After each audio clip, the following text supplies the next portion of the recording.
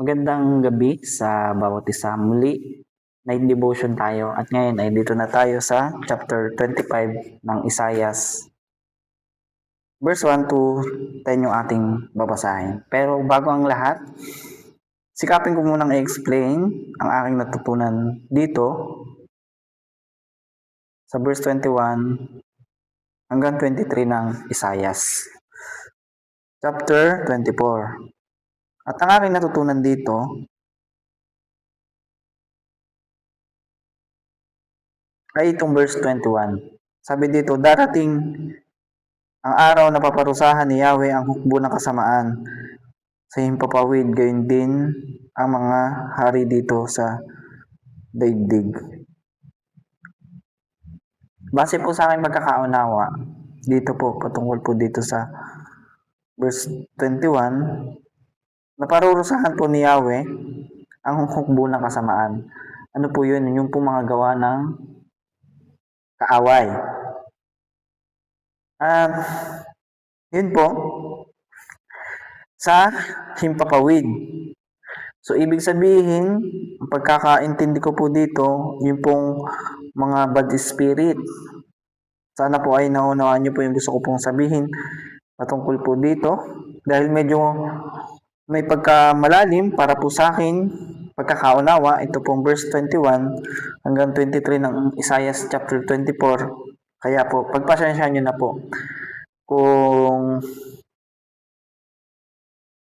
sa tingin nyo po or sa inyo pong pandinig ay nami-misinterpret ko po yung pong verse 21 ng Isaiah chapter 24. At pwede nyo po akong i-correct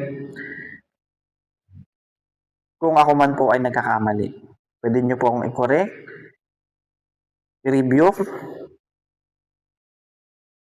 or sabihin yung pinakang kahulugan po nitong verse 21. Para po mas maunawaan ko at malaking tulong na po yan para sa akin. At yun po, salamat po dahil patuloy niyo po akong sinusubaybayan. At yun nga po, base po sa akin pagkakaunawa patungkol po dito, darating ang araw na parurusahan ni Yahweh ang hukbo ng kasamaan sa himpapawid, gayon din ang mga hari dito sa daigdig. So, parurusahan ng ating Panginoon ang mga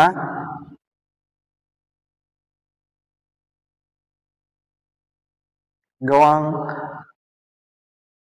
ng mga kaaway. Yung mga pakanan ng kaaway. At yun po.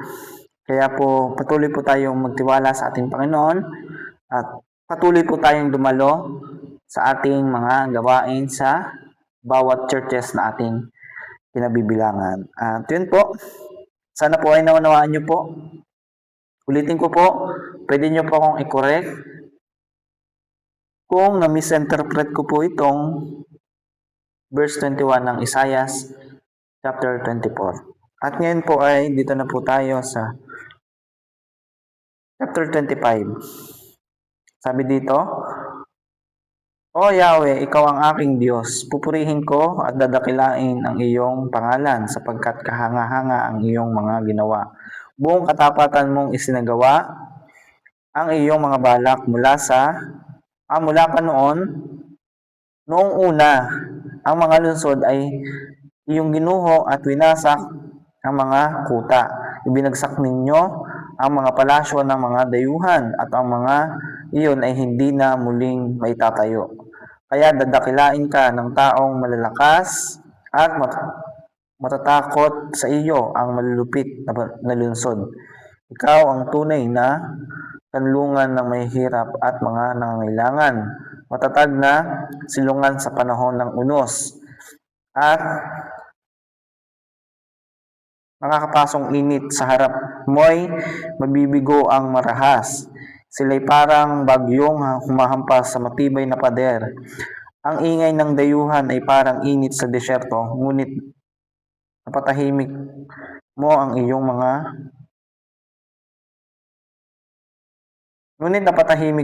ingay ng mga kaaway. Hindi na maririnig ang awit ng mga malulupit, parang init na natatakpan ng ulap. Sa bundok ng Siyon, aanyayahan ni Yahweh na makapangyarihan sa lahat, ang lahat ng bansa para sa isang malaking handaan. Pinakamasarap na pagkain at alak ang kanyang ipinahanda sa bundok ding iyon. Ito'y papawiin niya ang ulap ng kalungkutan naghahari sa lahat ng bansa. Lubusan ng pupuksain ng Panginoong Yahweh ang kamatayan at papahirin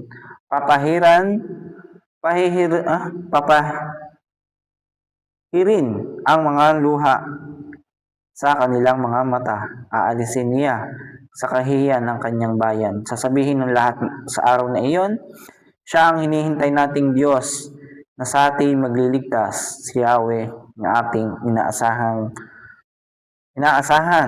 Magalak tayo at magdiwang sapagkat tayo'y kanyang iniligtas. At yun po, hanggang dito na naman po. Muli, bukas ko na lang po muli siyang i-explain. Ito po verse 21, verse 1 to 9 ng Isaiah chapter 25. At yun po. Hindi ko pala nabasa yung verse 10. Pagpasensya nyo na po. Bukas ko na lang po itutuloy ito. Verse 10 hanggang 12 lang po yung ating babasahin bukas. At ito po siya. Hanggang verse 12 lang po ang Isaiah chapter 25.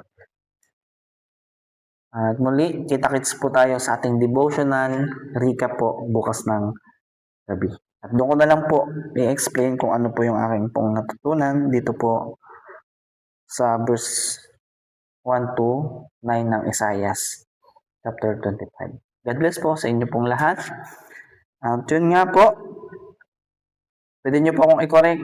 Ulitin ko lang po ulit. At lagi ko pong uulitin, pwede nyo po akong i-correct. Kapag na-misinterpret ko po yung pong aking binabasa, or mali yung aking interpretasyon, or mali yung aking paliwanag, pwede nyo po akong i-correct. At yun po, hanggang dito na lamang po muli. God bless po sa inyo pong lahat. Bye-bye po.